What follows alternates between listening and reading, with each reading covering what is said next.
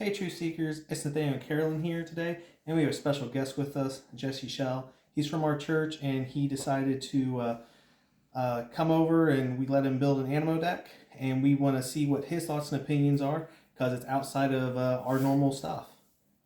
So, Jesse, go ahead and tell us about your True Seeker.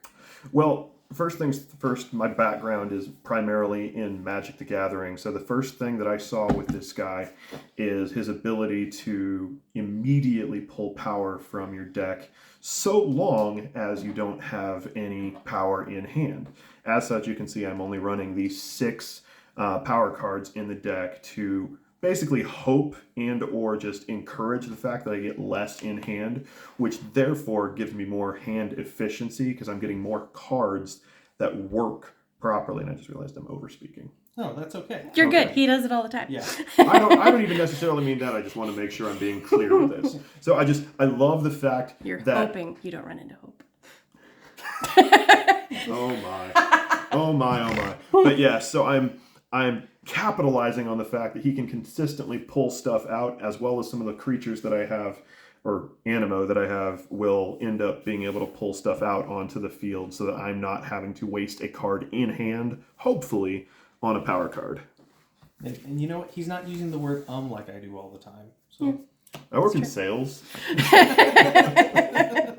Touche. So where I might put an you might hear a... Awkward All smile. right. So first things first, everyone's favorite, Servitude.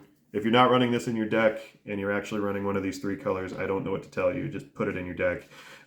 Getting basically a guaranteed 3 extra cards per turn is such an amazing thing.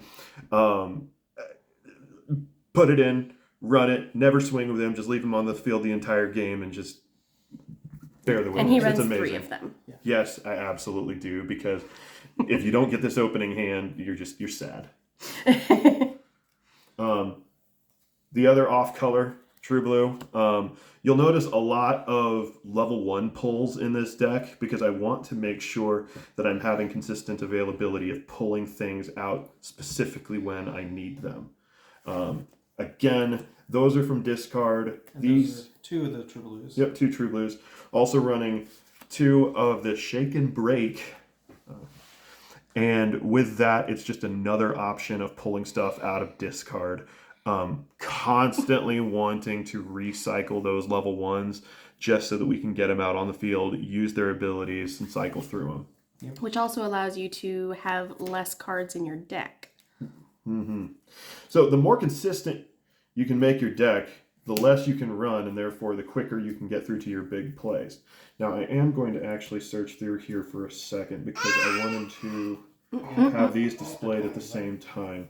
While we're at it, Pulse Chains, another just absolutely S-tier card.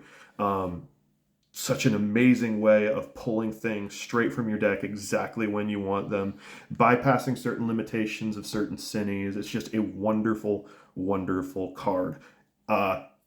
Best case scenario, throw Servitude, throw them on here, activate both of them every single turn. You will not be sorry. Yep. So basically, just put the servant in prison. Of course, then there's singing and earthquakes involved, and that's always fun. That's for shaking. I want to show off these 2 cards together. I have 3 of each. They're both ridiculous. So, these guys, as soon as they're thrown out onto the field, I can search my deck for any Animo of either blue or yellow. I run yellow, and it's wonderful because that can be level 2. They can be effect. They can be the level 1s that you need. Just based on what you have in hand, that's going to be what's amazing. What's so good about Peter's Vision is you can target your guppies with it, put it back in your deck, therefore giving you more search opportunities, and then pull something else specific from your deck. So they're basically just bouncing one another off, and just, my goodness, is it so efficient. So efficient. You'll hear me use that word a lot. Magic is a game about taking your turns in such a way that you have to take advantage of every single opportunity.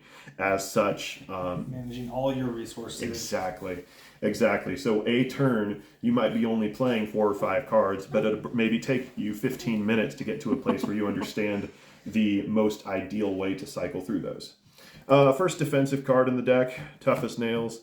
I love the fact that, yes, it's defensive. Yes, it's trying to get your opponent to not play Cinnies on you. But when they do, just go into your deck and pull out any 3 Animo. Again, these can be level 1s, level 2s, Cinnies, anything you want. So whatever you're needing at that point, use them. And just thematically with that card. Oh, yeah, it's great. Tough as Nails. I see what you did there. Now we're starting to get into some of the backbone of the yellow decks. Profess Hair. Know him, love him, use him. Just wonderful little card. Yes, it makes you put 2 of your mana back into the deck. However, when you do, that's why you have your level 2 Oinkums, because they pull 2 mana out of the deck and put them back on the field. So not only does this put the mana in your deck, but it also pulls creatures, once again, out of your deck. So everything's about throwing those level 1s out and getting them out as quick as possible.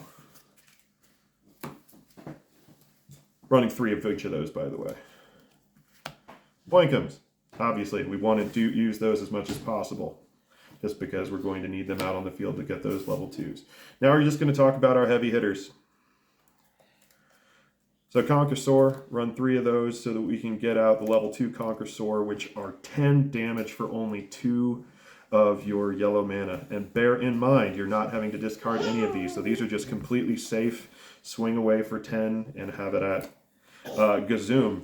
Yes, you are going to have to discard 1, or rather put 1 back into your deck. But it really doesn't matter at that point because you're getting 12 damage out of it for a level 1. So just very fast damage, very efficient, and very easy to get onto the field and get played. As far as the Cinnies involved, for the most part, I wanted to go with things that were either going to help me get through my deck or just delay the opponent as much as possible. I did not want to go for anything that was overly... Hi, Levi. I didn't want to go for anything that was overly situational. So we have stuff like Provokupine, and I hope you don't mind, I'm going to have it somewhat right side up. But when this Cinny's defeated, the player who revealed the Cinny may search their deck for any card and place it in hand. Once again, just a wonderful way of getting stuff out of your deck onto the field, and it comes with a nice 7 cost, so it's going to keep them from spending. 12 cost Cinny, very straightforward, no effect. Scorpion, another 12 cost that has the added effect of if they're running heavy Cinnies and you're at that 5 mark and they're avoiding trying to play it, you can throw that out and just get that 6th Cinny that you need. Zapper King, just 1 more delay. Can't play their level 1 Animo at any point from their hand. We've had a few games, which is fun, that we've shown a few things like Paul's Chains, I believe, gets around that because it's playing it straight from the deck. So just lots of ways to read into these cards and make sure we're playing them to the best of their abilities. We have Grasshopper. When played, your opponent reveals their hand. Select 1 card and have them shuffle it back into their deck. Again, biggest benefit for that I see, you get to see your opponent's hand. Even the cards that they don't throw away, you get to know what they're there, and therefore it's there. We have a phone call. Screeny. Your opponent may not use their Truth Seeker abilities while the Cinny remains active. Some of these are completely brutal to decks. Others are going to be less so. Screeny's just a solid one all around. And then because I hadn't run any Ultras or anything, why not? Why not just run both? Yes, Zapper King as well as Scorch. Just go ahead and have 2 16 Cinnies just to delay your opponent just that much more. Primarily, I like to focus on speed and getting through things, but at the end of the day, if you can make your opponent take 1 less turn or 1 more turn to win, that's going to get you 1 more turn to get through your deck. So. And speaking of that efficiency, how many cards are in your deck total?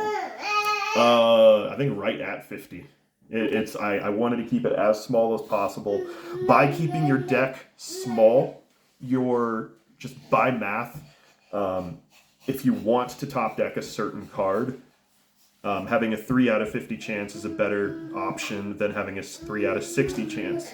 Yes, you're going to give yourself more weapons when you have more cards available, but you're not going to be as consistent or as efficient as if you had that maximum amount. So whenever possible, try to keep as few in hand. Obviously, if you have the availability of sideboarding some, if you're going up against somebody who would benefit against you having less cards, that's one thing, but that's obviously a little more metagaming than is involved in a lot of these games. But yeah.